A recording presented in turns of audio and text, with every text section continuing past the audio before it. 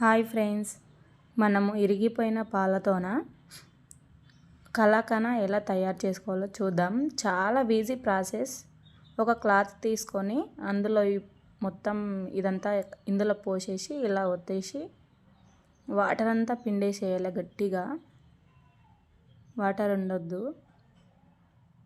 ఇలా మొత్తం అయిపోయాక వాటిని తీసి వేరే గిన్నెలో వేసేసుకోవాలి. మనము చూడండి ఎంత బాగుందో. చూడండి ఇలా వేరే గిన్నెలో వేసాక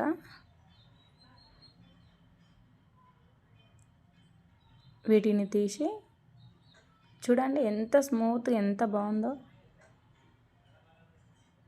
స్టవ్ వెలిగించి స్టవ్ మీడియంలో పెట్టుకొని కలుపుకుంటూ ఉండాలి. మనం పెద్దగా పెట్టామనుకో మాడిపోయి అడుగు పట్టేస్తుంది.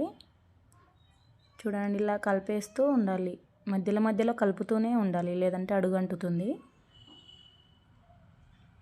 కొంచెం వాటర్ కూడా రిలీజ్ అవుతుంది అందులోకి వెళ్ళి. మనం ఎంత గట్టిగా పిండినా సరే.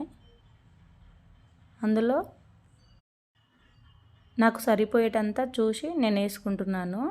మీకు ఎక్కువ ఉంటే ఎక్కువ మోతాదులో వేసుకోండి షుగరు. నేను ఒక 2 స్పూన్ల షుగర్ వేసాను.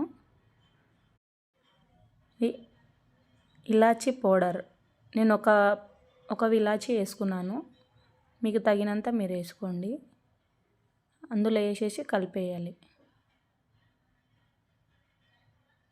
సారీ అండి, నేను ఒక్కదానే ఉన్నాను కదా, వీడియో తీయడానికి రాలేదు.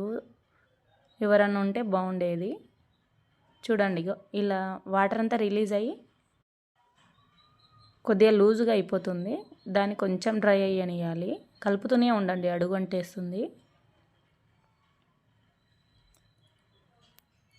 చూడండి కలర్ ఎంత చేంజ్ అయింది.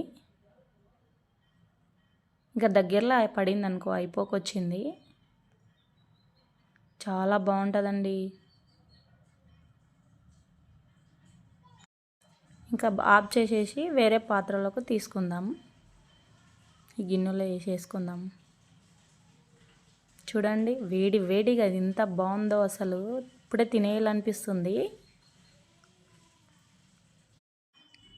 ఇంకోండి చూడండి, వావ్ ఎంత బాగుందో. చూడండి ఎంత స్మూత్గా ఉంది, చేతికి కూడా అంటట్లేదు.